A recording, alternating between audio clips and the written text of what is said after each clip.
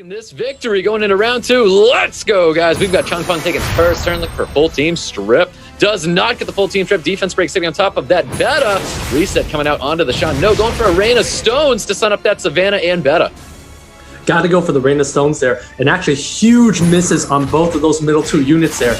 Basically means that JMac will be stunned by this Sean here. So that's pretty big miss there. And that's exactly what we see. We see that stun coming out from the Sean and speed buffs, which is also massive in terms of turn order. Yeah, a little bit of miss there as well. Only getting that stun on top of that. Changpeng Okeanos was able to resist there. Bombs coming out onto that Beta and does land as well. He's going to be detonating that bomb off. Ooh, dealing massive damage to Billy's team. Yeah, and JMac does need to take down this Beta here because this Beta does have the ability to heal and do all kinds of disruption. So he takes that out there and he's up 4 units to 3. Sean's almost gone, so it might be 4 units to 2 left. And Blueshin does have an extra life, so I really like JMac's spot. Definitely like J-Mac's spot as well. Blueshin's able to finish off the Sean. Sean drops immediately. Barber looking to deal some damage to this Okeanos. Okeanos still looking super thick. Barber's not dealing much damage there. Definitely not. I mean, this is 2 units to 4. As good as the Beast Riders are, they can't take down a Sierra and a Changpeng. Changpeng is such a strong unit. That's going to be it. We're going to be going to a third match soon. JMac is still focused, but he really should be taking his time and thinking about that third match that he's about to have. Yep, that is correct. Bomb sitting on top of Barber. This is definitely going to be it here. Looking to first kill this thing. And there you real fast now. Chami and Les in their first round with a best of 3. She was going to be taking first turn for Les, looking for a full team strip, not receiving that strip on top of that Ciara. Mio obviously going to be revenging here. No stuns going out on top of that Chiwu. Yeah, and you see here right now, Charmy's team has 2 units off will. There's going to be a lot of damage coming into these units. Masha does do a lot of damage, so I think Les is going to get the first killing blow here and probably take out this Rakan. There's that third skill from that Dark Monkey, gaining 2 stuns on top of Rakan and Okeanos. Defense breaks on everybody. Looking to drop this Okeanos with Masha. Masha's not able to do it just yet. Sanctuary's coming up, boosting up forward, gets the additional turn as well. Maybe just the first skill to be dropping this Okeanos. Interesting choice to go after the Okeanos, knowing that you do have immunities coming up from Belajul. So Okeanos will be going down here, but if that Rakan is able to proc, that would be huge for Charmy. Yep, Okeanos gets taken out by the Masha. That Belajul chose to go for a second skill, landing that dot on top of the Miho. Yeah, that dot on the Miho is huge, but you know, luckily for Charmy, that Miho is able to heal, so there's big heal there and able to stay alive.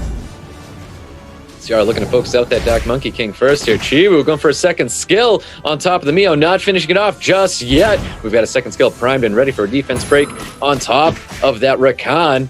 Miho continue to deal a little bit of damage to that Chiwu. Masha looking to drop the Rakan, does not do it just yet. You can see the Wusa barely holding on. Chiwu barely holding on right now.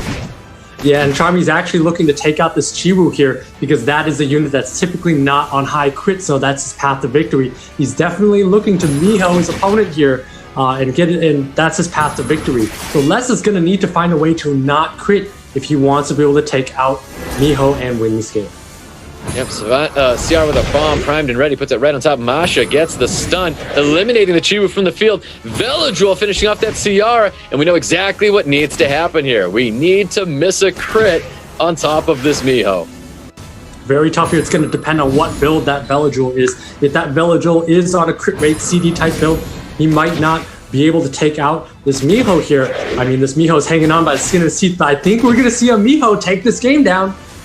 I think we are going to see a Miho take this game down. Miho finishes off that Masha there, and we can see more damage coming towards this Miho's way. Massive damage coming from this Miho as well. Here comes a big skill 1. Still standing tall. He needs to land the stop with the punishment. Doesn't even land the dot there. And there you have it. The Miho.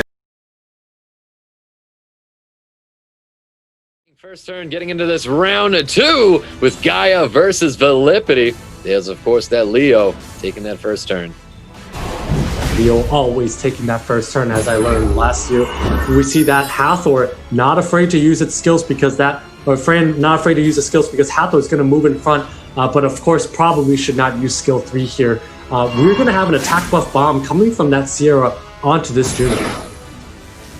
Unless, of course, it gets stripped reset here, and the attack buff does get stripped off of the CR, but not reset, though. Not reset, but pretty big to miss that to get that attack buff off. So now it's not going to be a lot of damage. This Juno is going to be free to strip the entire team of Gaia here, and then Okeanos is going to be able to do what it does.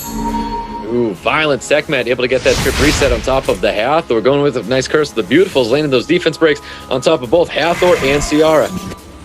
And using that skill 1 here does not need to strip the team. Recognizes that Ciara is quite squishy and decides to add in a lot of damage on her. Yep, Juno getting the full team strip now. Ciara looking a little low. Leo looking to pummel in a little bit of damage on this Savannah, hoping to deal some good damage so that when this bomb does go off, they'll be dealing a lot of damage there.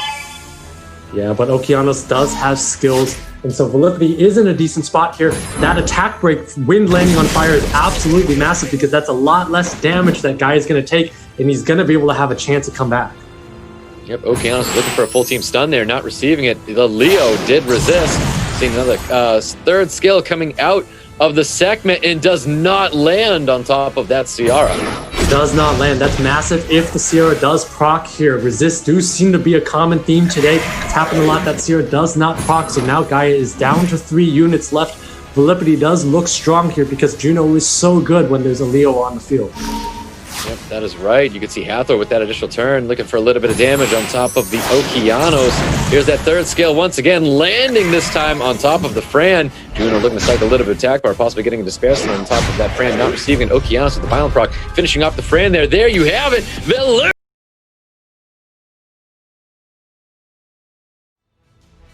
All right, well, here we go. Speed lead for Gaia. Gaia should be taking first turn here, but no, this is a very fast Barbara. We don't need a speed lead for this Barbara to go first. We definitely do not. This is the same Barbara that outsped J-Mac earlier and took him by surprise. So no surprise that he's moving in front. I like his odds right now. He can definitely defense break. He can also strip that Wind Monkey, and he's in a good spot to down a unit and take the lead and take the game here. Ooh, Ethna with that big second skill, but the revenge is coming from that Ciara and that Wind Monkey King as well. Bombs landing on top of that Ethna. He's going to deaden up. He really needs this to stun, and it does. Yeah, that's a very massive revenge from that Ciara. 15% could actually win him the game there, because if that Ethna was not stunned up, that would be the end of quite a few units. Oh, we've got Hellfire primed and ready. He goes right for the Shan. Daphnis is going to be enough to finish off the Shan there. Looking so good for Gaia. Looking for the defense break on top of Barbara. Lands it as well. Vanessa looking to finish off the Ethna. Gets the additional turn. Finishes off that Ethna. This is going to be it here. Bennett trying to stun up this Barbara. Not getting it just yet, but gets the additional turn. Stunning it up with a defense break as well. Ciara pummeling in the damage. And the Daphnis is going to be finishing it up there. Gaia with the commanding 5th round victory here. Yeah, Velocity claps at the camera, recognizes it's over, can't believe it, but well played by Gaia there. Well revenged by Ciara, I should say. Really was. Awesome match, awesome draft by Gaia. Those big time Chiwu, and it is Chiwu's going to be taking first turn, looking for a full team strip attack bar pushback. Yeah, and if you look at that speed of the Hathor, likely a swift Hathor, but unfortunately not faster than a Chiwu. Just generally Chiwus are ruined so much more quickly.